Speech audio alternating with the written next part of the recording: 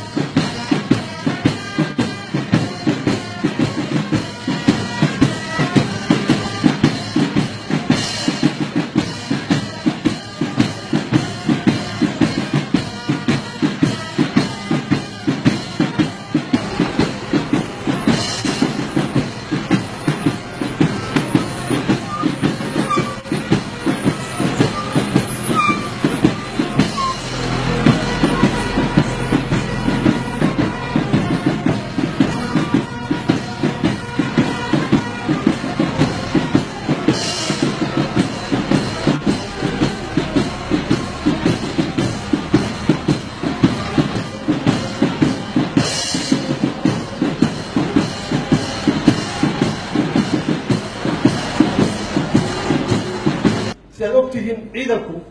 kaligiis maaha wax dhimanaya waxaa la rabaa dawladda ay koow ka tahay iyo shacabka Soomaaliyeed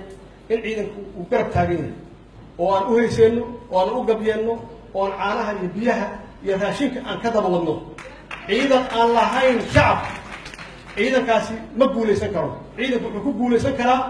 markuu uu og yahay inuu haysto taageerada shacabkiisa iyo dawladdiisa annaga haddaan qaybteen la imaano marka oo dhankii dawladnimada ah oo dhamaystiris waxa lagu ciidanku u baahan yahay shacabkana ay garab istaagaan